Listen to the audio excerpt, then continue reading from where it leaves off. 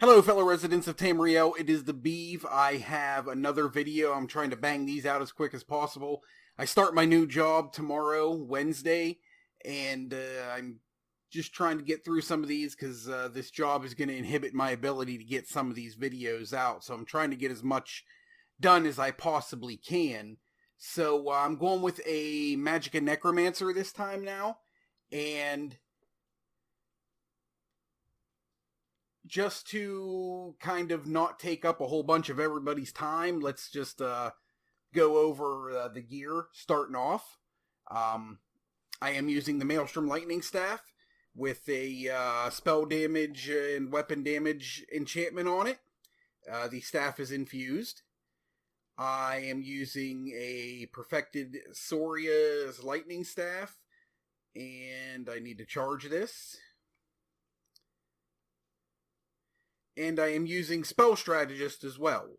So all my body pieces are Max Magicka enchantment with a Divine's trait.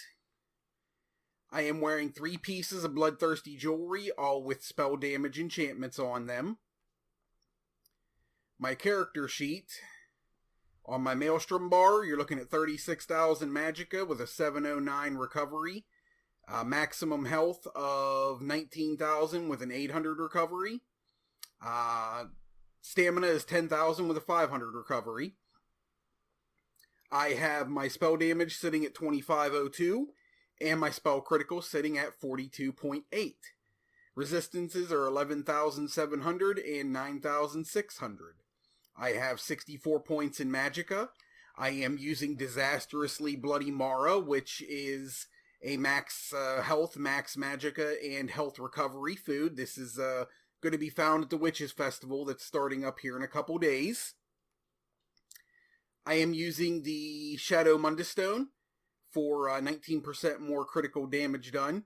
The Necromancer have a built-in passive for Execute phase, where for the number of Great Lord abilities you have slotted on that bar, it increases your critical chance by 10%. So come Execute phase, I am doing a absolute boatload of damage. Skill wise, I have Unstable Wall, Scalding Rune, Unraveling Boneyard, Elemental Drain, Inner Light, and Glacial Colossus. Back bar, I have Skeletal Arcanist, Stalking Blastbone, Mystic Siphon, Ricochet Skull, Inner Light, and once again, Glacial Colossus. Now, the Inner Light I have slotted only for the Max Magicka and Spell Critical rating on both bars. The Elemental Drain is really helpful for Sustain, because Sustain is an issue with this patch, plain and simple. With this Elemental Drain and using a heavy attack rotation and keeping this Elemental Drain on all the time, you have zero problems keeping your resources up when it comes to Magicka, and it allows us to use that double Bloody Mara, or Disastrously Bloody Mara, whichever we would prefer, and we get those max health stats, the max Magicka stats, and even though our recovery is low, we are getting really good recovery on this tune because of our pots giving us back recovery. Having out our Skeletal Mage gives us better recovery, and the Elemental Drain provides us with 300 Magicka every second that we are damaging the target that it's applied to. So with all of those things combined, we don't have to worry about using food with recovery, and we don't have to worry about using glyphs on our staves that give us back Magicka, and we don't have to worry about doing any jewelry pieces with a recovery glyph on it either. So we can get really good damage potential out of all of this with this setup. Now, I have all my ticks in Gravelord, all of them in Bone Tyrant, all of them in Living Death. I have all of my ticks in my Destruction Staff. all of my ticks in light armor, and the first 3 in the heavy armor. I am wearing 1 piece of heavy armor, so I am getting a little bit more resistance from resolve, a little bit better health recovery, and restoring magicka and stamina when I take damage. It's not a whole lot. It's not really that big of a deal. But I'm also increasing max health by 2% right here. If you don't have the skill points to fill these in, by all means, skip them. I mean, they're not doing a whole lot. But if you have the extra skill points, this gives you a little bit better health recovery and a little bit better, a little bit higher max health, and tad bit higher physical and spell resistance. Not a whole lot. If anything, you could go with the Constitution and the Juggernaut and even skip the Resolve if you wanted to.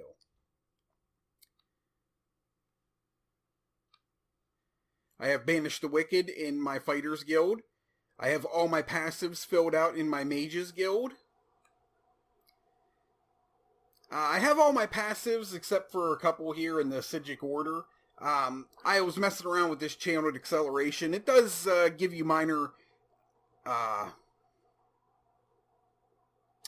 force, 10% more critical damage done, and we do have a flex spot on this in these bars that you could put that in there if you want to.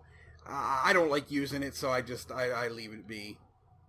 I didn't see a terrible amount of difference between how much damage output having it applied and not having it applied did. So Undaunted, I have my Undaunted Command and Undaunted Metal both filled out.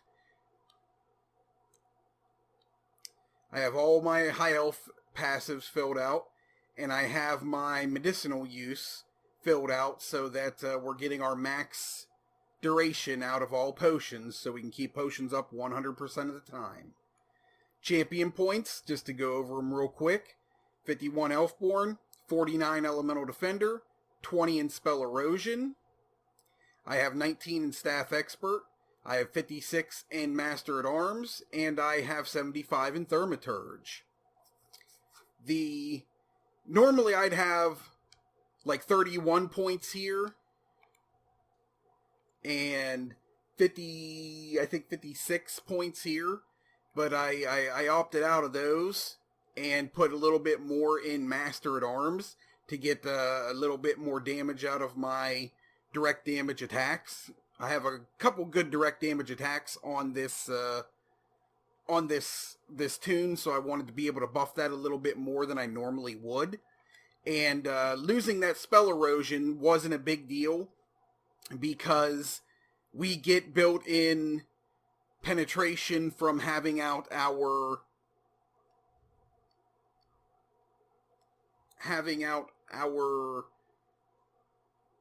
pets, I guess you could call them.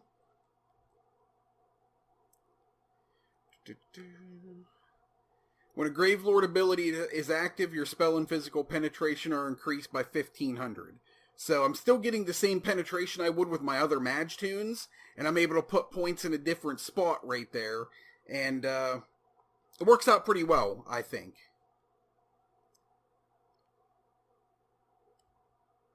So rotation, actually, champion points, we didn't go over all of them. 40 in Warlord, 75 Tenacity, 75 in Arcanist. I have 75 in Tenacity because I am using a heavy attack rotation. I have 72 in Tumbling and 8 in Shadow Ward. This is for the Treasure Hunter perk. 66 Ironclad, 3 in Spell Shield, 64 Hardy, 64 Elemental Defender, 64 Thick Skinned, 7 Quick Recovery. This was just a base template that I applied from the. You can see it over here on the right hand side of my screen.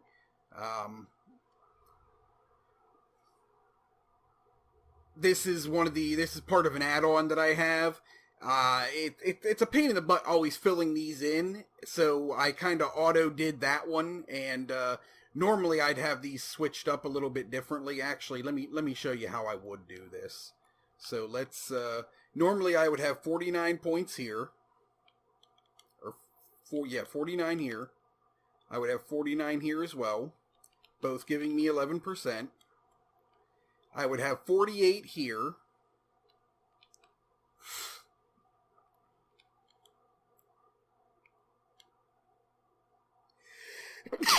Excuse me. I would have 26 here.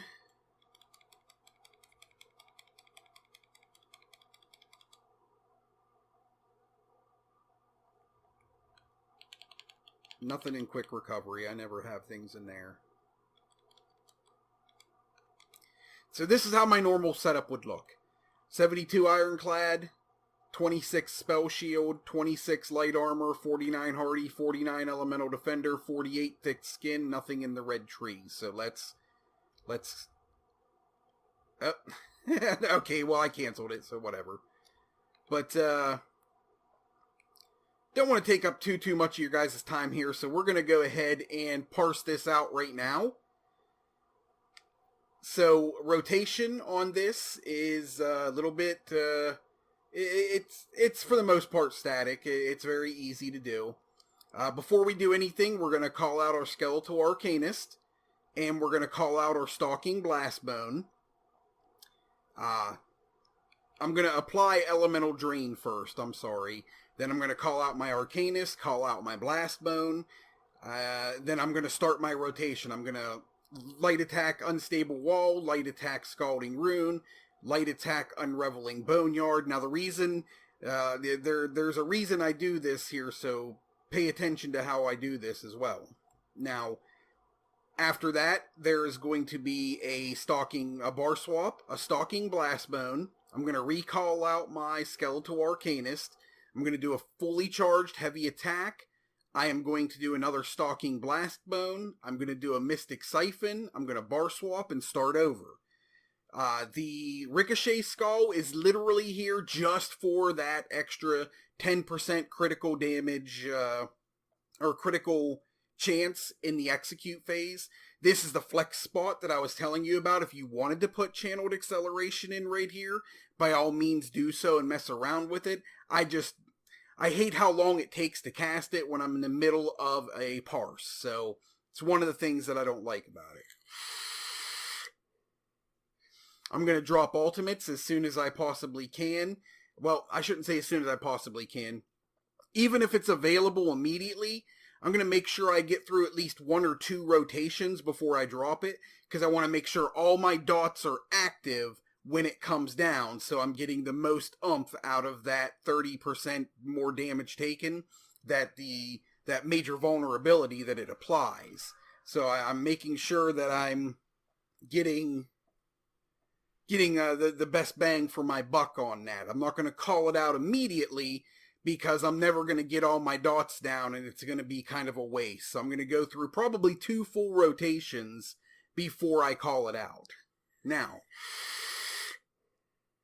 the reason I do it this way is because I'm going to call out this Stalking Blastbones and my Skeletal Archer first, because I want right off the bat, I want the recovery that I'm getting from having a Skeletal Archer out, and the penetration that I'm getting.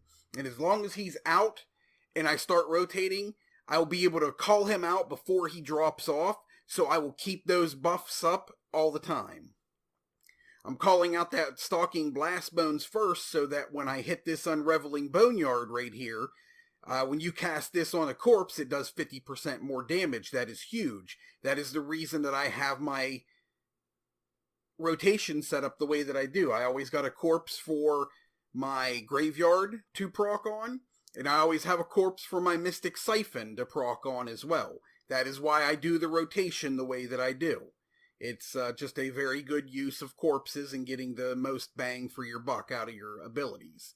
So, with that being said, let's go ahead and parse this. Oh yeah, I am using Zaun on this as well, so I think I forgot to go over that, but let's put on our Elemental Drain,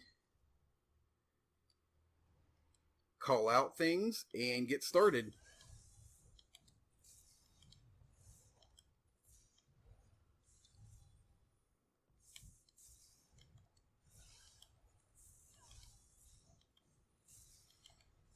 My ultimate number was low, so I'm not going to be able to call out that Colossus until about halfway through this parse.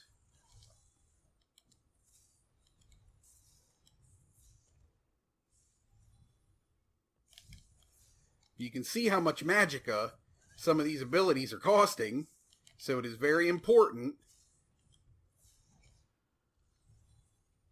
that we have that elemental drain on for that minor magic steal. There's our Colossus. Oh, it happened right as he went off balance too, so big damage output there.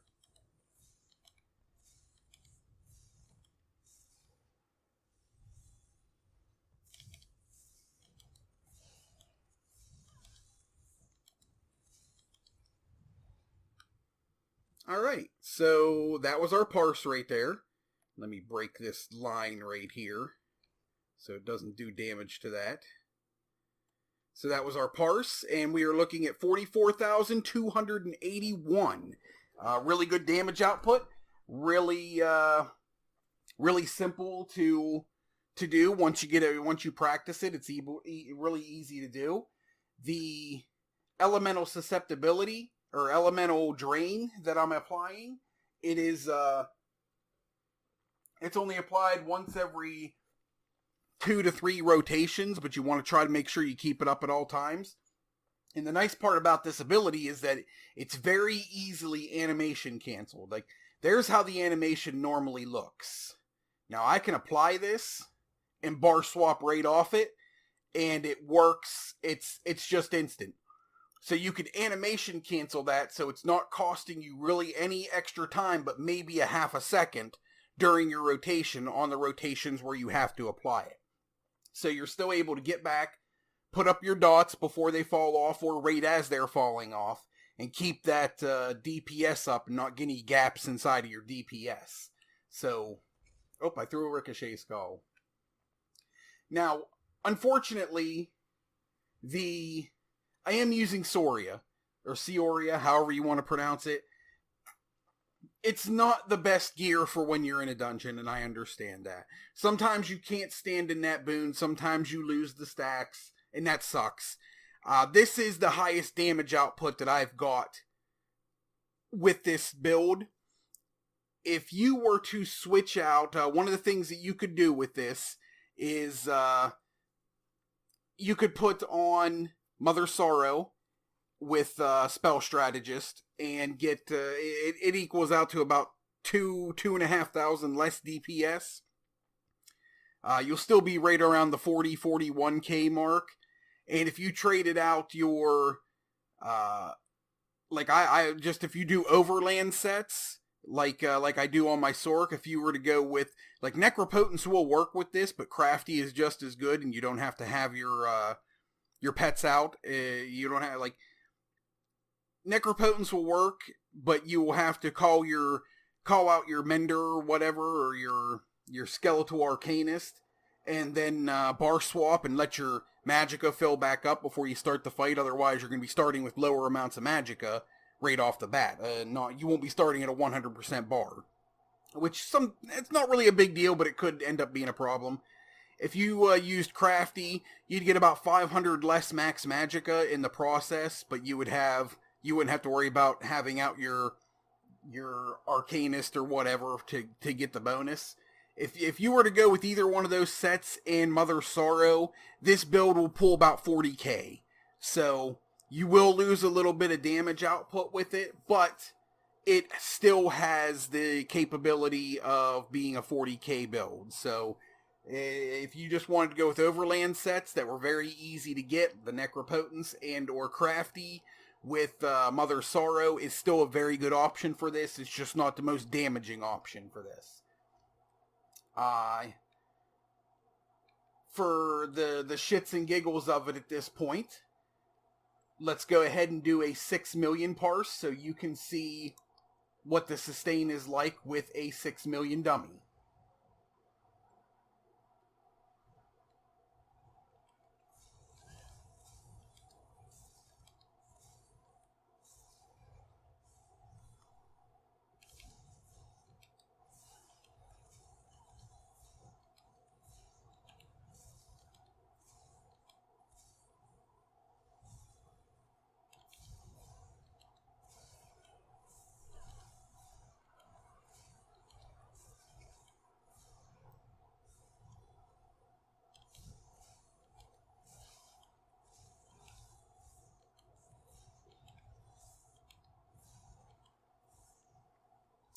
This next rotation is where I'm going to call out the Colossus.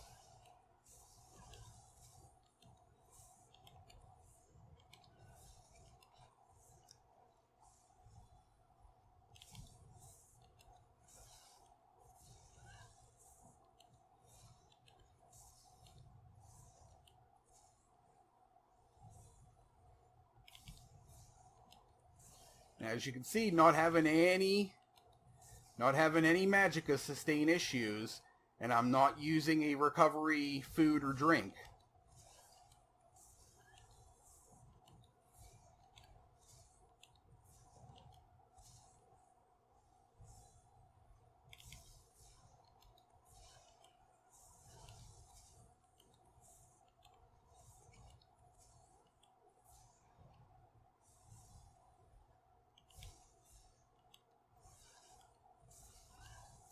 I should get my Colossus back right around execute phase, which will be great. We'll really get a good umph out of that Colossus at execute phase. Alright, it's going to come out next rotation. Here it comes.